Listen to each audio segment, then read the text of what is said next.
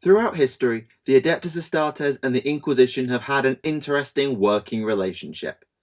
Though they generally must defer to the authority of an Inquisitor, many Space Marine commanders will rankle under said authority or, in some extreme cases, outright ignore it to do their own thing.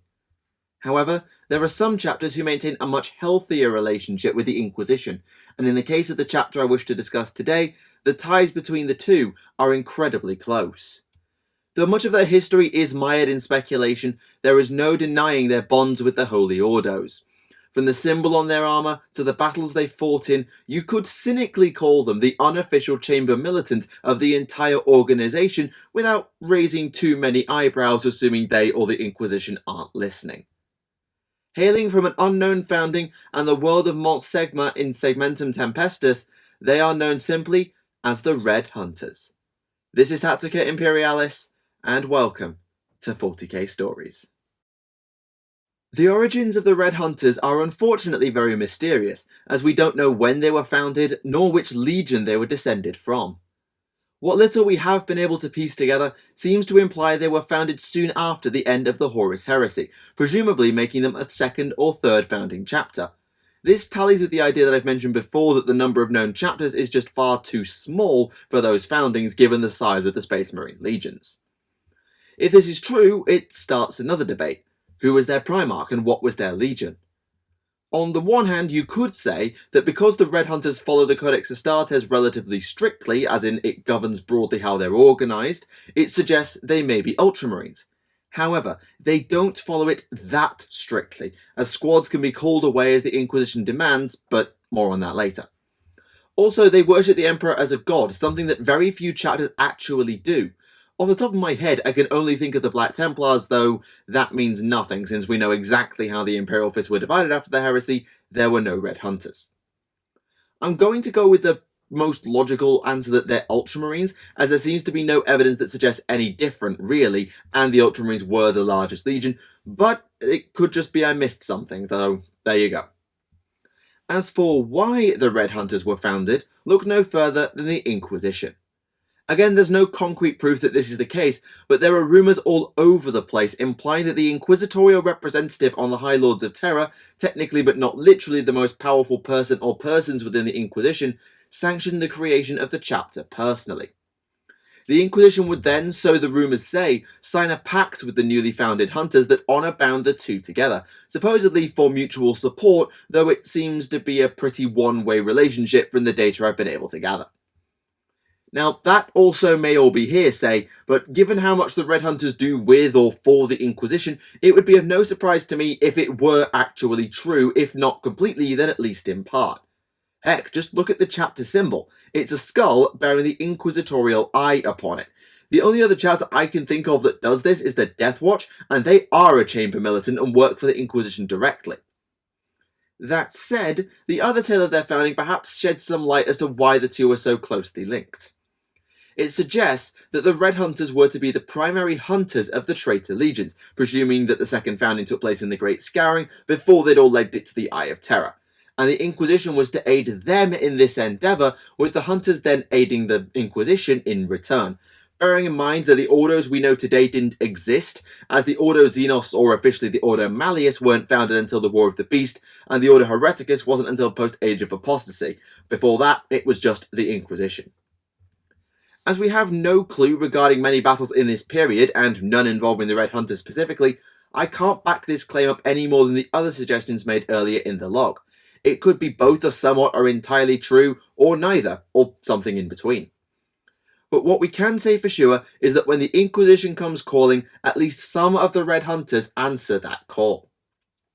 It's believed that no matter what the situation the chapter find itself in, at least a couple of squads are always available for the Inquisition to call upon, and there are situations where much more than that can be summoned. Inquisitor Lords, i.e. the really high-ranking ones, can also have Red Hunter Honor Guards if they feel they need it. Given I can think of several times where an investigating Inquisitor gets assassinated by those they're investigating, this is absolutely believable in my opinion. However, it seems as though all this comes with a bit of a catch for the Red Hunters, something anyone familiar with the comings and goings of especially the Ordo Malleus was probably wondering about. Yep, mind wipes. For those not in the know, exposure to a demonic incursion or similarly horrific event normally doesn't end well for those exposed, even if they do survive. The Inquisition doesn't wish to run the risk of those individuals being corrupted by what they witnessed, or worse, corrupting those around them too, and so they take preventative measures to ensure that doesn't happen. For those deemed expendable, like common citizens or members of the Astra Militarum, said preventative measure is a very final one. Namely, the Inquisition murders the lot of them, often with the help of the Grey Knights if there's been demons involved anywhere.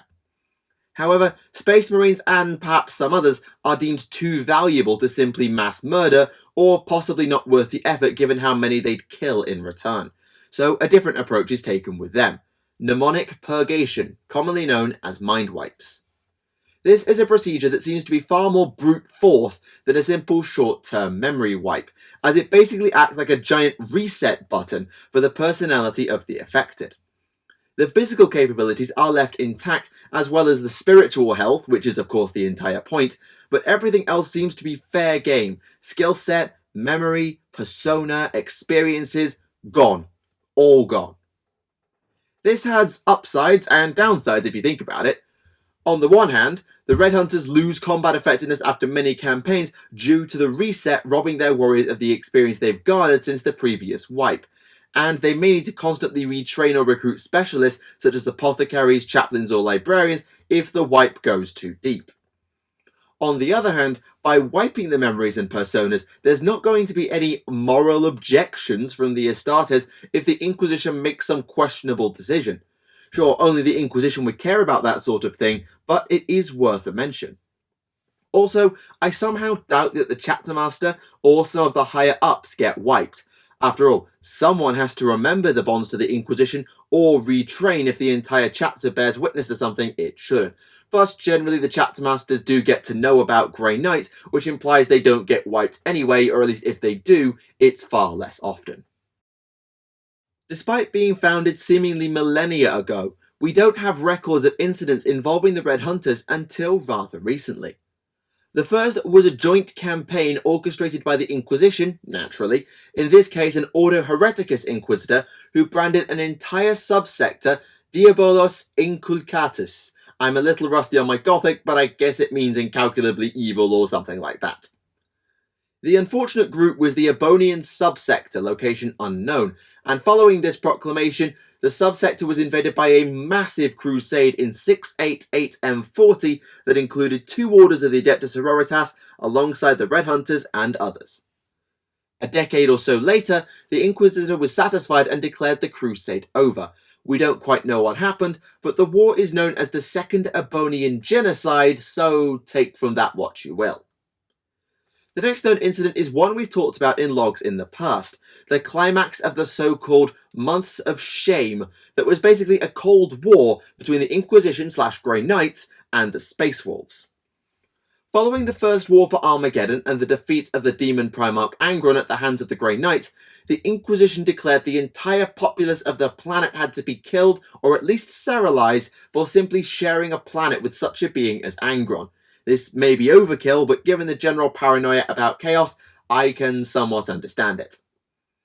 In a rare display of Astartes that aren't salamanders giving a damn about humans, the Space Wolves and their new chapter master Logan Grimnar were having none of this, especially concerning the Armageddon Steel Legion they had fought alongside.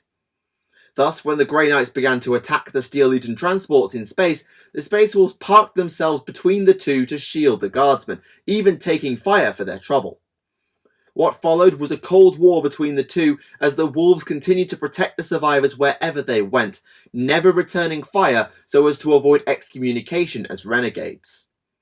Eventually, this culminated in the Red Hunters being called in alongside the Grey Knights to besiege the homeworld of the Sons of Russ. The plan was to intimidate the Wolves rather than invade Fenris itself, and luckily it didn't come to an invasion despite going completely wrong for the Inquisition. We're unsure how much the Red Hunters got involved, to be honest, as the story mainly tells of Grimnar, Bjorn the Fell-Handed and the Inquisitional Grey Knights, but they probably lost a ship or two to the orbital defences of Fenris when things did escalate. Though they are listed on the roster of forces involved with the Damocles Crusade that ended the Tau Empire's second sphere of expansion, probably one of the best known wars that saw the Red Hunters engaged was the near-apocalyptic Siege of Vrax that began in 812 M41. Again, the Hunters were not part of this war from the outset. To be truthful though, the whole war could have just been avoided had the Assassinorum done its job, but in those early combats, the combatants were the Death Corps of Krieg and the Dark Angels against various forces of chaos. However, as the war escalated and the threat of a major demonic incursion loomed over Vrax, the Order Malleus took the lead in the conflict and brought the Hunters in along with the Grey Knights. Exactly how much of the chapter came to Vrax is unclear, but it was a fair chunk, with the Third Company seemingly forming the core of the force, though whether there was any reason besides just, this is what we have available, Lord Inquisitor, please take, is unknown. Actually, now I say that, wouldn't it be cool if different companies of the chapter were more specialised to working with different ordos? Just me? Alright, moving on. Typically, the Hunters were divided up amongst the various Malleus Inquisitors, thus meaning they basically fought everywhere, but things came to a head during the final assault on the Citadel of Vrax, the final stronghold of the Chaos Forces. Details are a little sparse, but it is known that a Red Hunter drop assault attempting to breach the Citadel under Croft ran straight into a Chaos Reaver Titan along with everything else the Dark Powers had to throw at them. Not even the Death Corps could bail them out of that, and 150 Astartes died in that battle. The Undercroft was eventually breached through the efforts of the Grey Knights, and the Hunters deployed their Terminator-armoured elites to help with their cleansing alongside the soldiers of Krieg who had lost 2 regiments during the failed rescue of the drop assault we just mentioned. However, they saw more success tag-teaming with the Grey Knights and Lord Inquisitor Hector Rex in the battle for Cardinal's Gate, where the true demonic threat was finally summoned and unleashed by the chaotic defenders. Though the Red Scorpions chapter were also running into demons in their battle taking place simultaneously, it was arguably the Hunters and co who faced the greater challenge.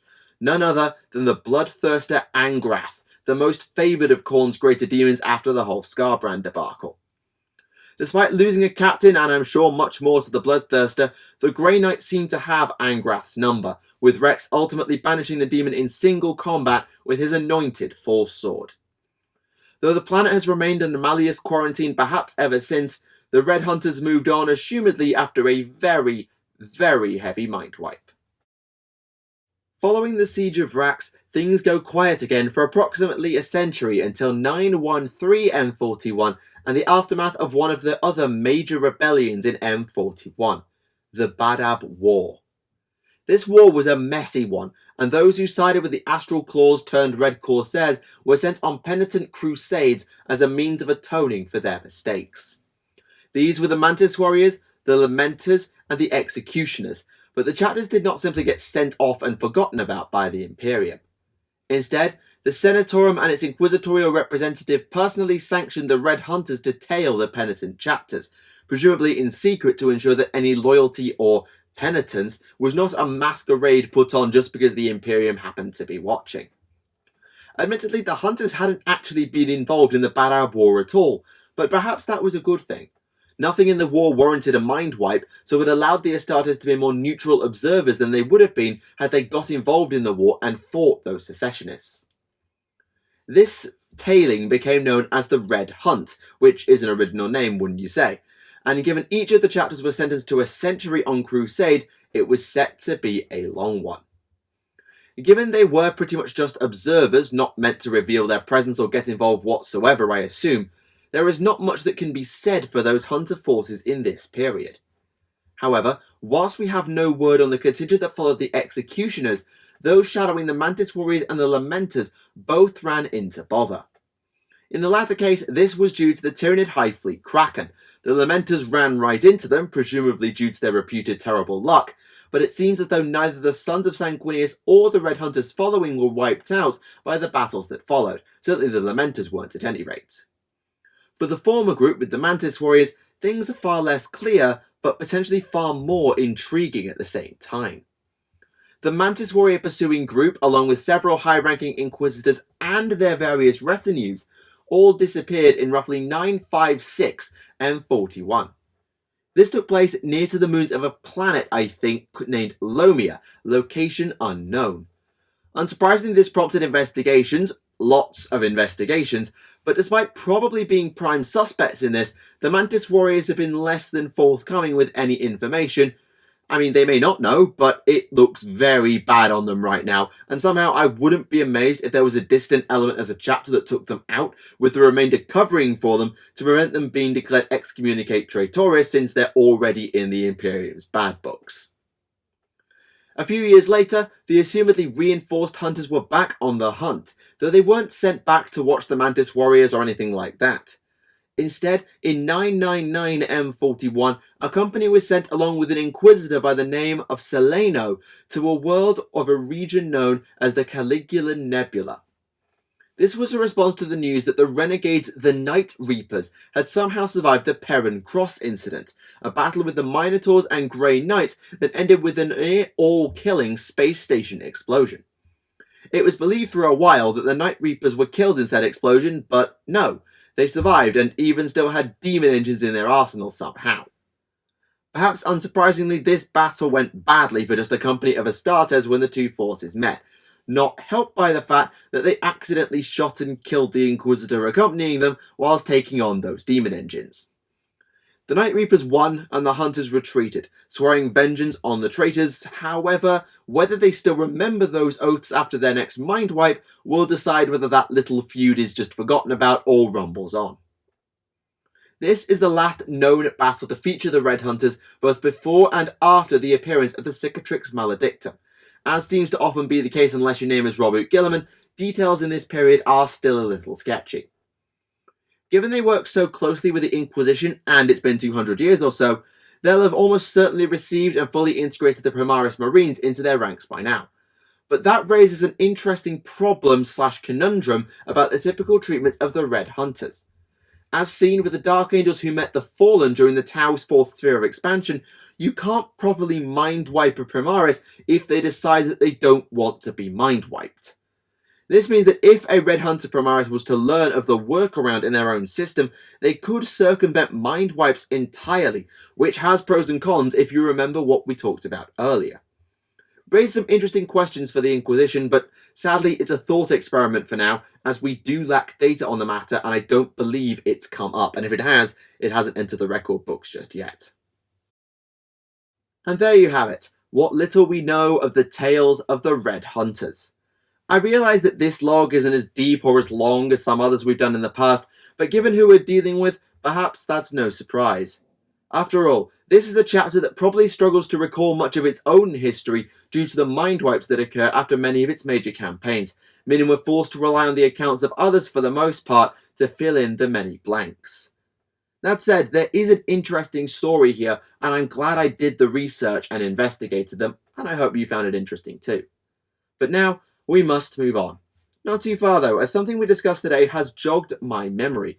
There's a very famous chapter, perhaps for all the wrong reasons, that we mentioned in this log, but whom I'm yet to devote a log to, though I really should have done by now. Well, no longer will we have to wait. They're next. For now, thank you for watching Tactica Imperialis, and I'll see you all again. Goodbye.